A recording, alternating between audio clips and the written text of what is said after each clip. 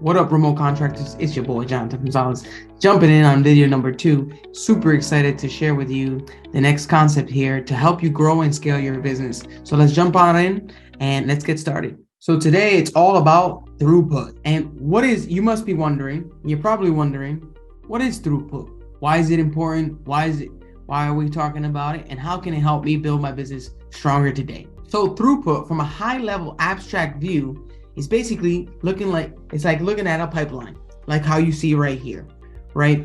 And see, from a macro point of view, it's taking raw materials, processing them to get an output. And in this case, now we call this output throughput. Throughput is the global measure of the value you are delivering in the marketplace. And it is one of the most important things that you can possibly do for your business. See, in a business, you can have local metrics or global metrics. So to help you understand what the difference between global and local is local is like zooming into the details, and global is zooming and looking at it as a whole. Because with throughput, you can have it throughput in the local level of a company, in a department, or you can have throughput in the global level of the business as a whole. And today, when we talk about throughput, we're talking about it at the global level. So I want you to understand that this entire pipeline you see right here is the global level of the business. And each department, each little bits of these is local throughput, which is entirely different. And there's more details within each of them. See, local is still important, but the global metrics are the ones that count. Since we're getting a little abstract here, I want to talk to you about what the difference is between local and global throughputs is.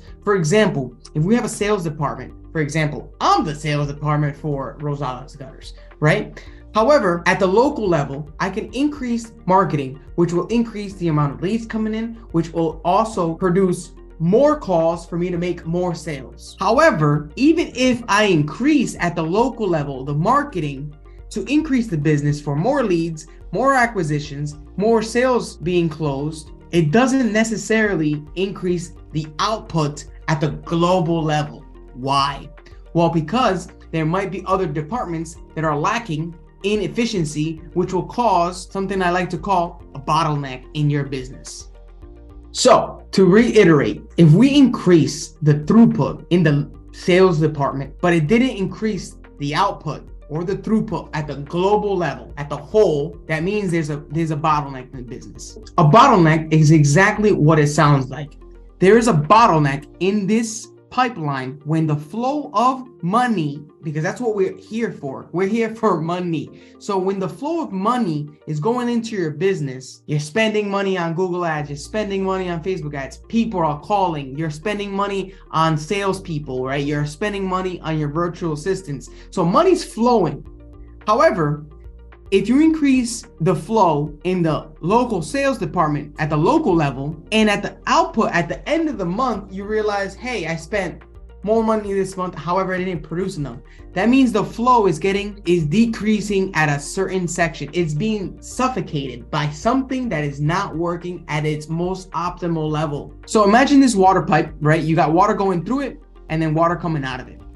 There's a section in here of your department in your business that is not allowing that flow of water to flow 100%. If 100% of water is coming here and only 30% is coming out, there's something wrong with your business. But we're here to fix that today. You see, a lot of us don't, at first I didn't understand what this was when I first discovered this concept and this abstract view of a throughput, looking at it from a 30,000 point view. You see, a lot of times I was spending more money on Google ads, increasing more leads. However, I wasn't able to increase the business. I didn't visually see any growth because what I didn't realize was there were certain sections in the business that were being suffocated. It didn't matter if the pipe was fat for the water to come in. If there's a certain section in the pipeline that is skinny for water to go through, that is the results you're gaining. And so in order to increase that, you have to look at each department specifically so that you can see that it's working at the most efficiency. So let's jump on in. The first department obviously is acquisition, right? In the acquisition section, this is when you can refer to it as the marketing of your business. Okay, where is your lead source coming from? What I like to do is look at this as a flow of water coming into your business. How do you turn the knob so that you got calls coming in asking for you to get them business, right? So are you using Google? Are you using referrals? Are you using Facebook ads? So that's the acquisition section, okay? Then the second part would be the conversion. So now that you got leads coming in, how are you converting them? For example, if you get 10 leads come in, how many of those get converted? Right now, currently, I believe I'm at 82.3 closing ratio of all leads coming into the business, because I've worked in each section, as I mentioned to you before. Each of these sections, this is looking at a global level. However, each of these departments or pipe in the pipeline also has its own throughput. Okay, for example, let me show you. So I drew this up about, I want to say 2.5 years ago, right? When I saw this concept. And so I dove in, right? The acquisition section, for example, lead source comes in. I'm tracking, is it organic? Where did it come from? Is it paid? Was it a referral? Because we also have a referral program. Now, is it from roofers? Is it from a real estate and developer? Are they just homeowners? So I'm tracking everything.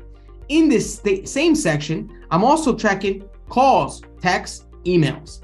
How am I receiving the website lead? And then creating an estimate, sending the estimate, scheduling in-person inspections, measuring via Google Images, all that good stuff. Emails, texting, call, how to acquire this customer, and then what it turns into a conversion. Lead comes in, estimates created within 10 to 20 minutes of a lead coming in or a lead being read. Okay, then calls made to close. If they don't pick up, you leave a voice message, then you text them and you email them the quote. Then upon them viewing, you follow up again. So this is all part of each of these sections, right? Of acquisition and conversion at the local level. However, we're looking at the global level. If I have, for example, I'll give you a perfect example. One of the things that I've noticed in this contracting business is a lot of folks have a problem converting. Why? Because time is money, right? Why is time money? For the most part, what I realized is when someone calls you, they want to get a quote, and the one that strikes first usually is the one that strikes last. So what I like to do is I strike when the iron's hot. What does that mean? If a customer calls me right now, I'm going to do anything and everything to get them an estimate immediately. Why? Because the most important customer is a new customer calling your business to them so that you can they can earn your business. What I've viewed in the contracting world is conversion that is a bottleneck in most businesses because they take too long to send an estimate. For example, I do have those secret shoppers where, they want to get 3-4 quotes, whatever. But a lot of the time, most of the people call me back immediately. Why? Because that other business owner wasn't able to convert them by creating an estimate immediately, because they're in the field. They don't have systems in place where they can create an estimate immediately, right? And that's part of the conversion in that local level part of the throughput. The third part, check this out. After you've made this, after you've gotten the lead, you converted the lead, now you have to deliver. You have to deliver the value delivery, which for me is one of the most important parts, because in the value delivery, it really shows how you conduct business. Okay. Do you conduct business at a high quality level so you can produce high quality, you can charge high quality value? Or is it a low quality job because you weren't able to deliver on time? You didn't show up on time. You said you was going to finish the job in one day. It took you 5, or it took you 2 weeks, right? And so value delivery is also very important when it comes to lead flow, closing the sale, and then being able to complete the job. For example, right? I have about 3 crews, 6 available if need be, but 3 currently now that are fully booked. In the event that I get more acquisition, more sales are being closed, I have to hire more crews in order for me to deliver efficiently. And the last thing is throughput, which is the result, and which is what I like to call cha-ching, right? The money starts falling. Why? Because these are the 4 parts of a business that you need to look at. For example, in value delivery, after the product's complete, what comes after? Getting paid. When you get paid, what do you have to do? Well, if you're like myself, I have multiple subcontractors. I have to pay them. I have to pay myself. I have to pay material, and I have to pay all the labor. So once you collect payment, the job is not done, because the result is you collect the payment. Now you have a loyal customer. What is next in the throughput? Reviews, right? So that you can keep creating more flow into this pipeline. And so I hope that this abstract view of a global throughput of your business really helped. For example, another part in the value delivery, and see, this is what at the global level, you have to look at your business like this pipeline. You have the flow of your business coming in and it's coming out. End result is obviously, profit. However, if you want to increase profit, you have to work on each of these departments, which is the following: acquisition, conversion, value delivery, and the actual result at the end. Reason being, the clearer the flow in each of these sections, in each of these departments, the more you can increase your business. For example, if more leads are coming in, you have to become more efficient for closing them.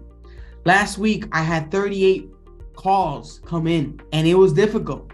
It was difficult because it came in 2 days, and we had customers calling me back asking me, hey, requested a quote. It was just an influx of leads. And what I realized was I didn't have a bottleneck in the acquisition stage. I actually had a bottleneck in the conversion, in the creating the estimates. The system in place wasn't designed for 30 leads in 2 days. The system in place was designed for about 3 to 5 leads per day.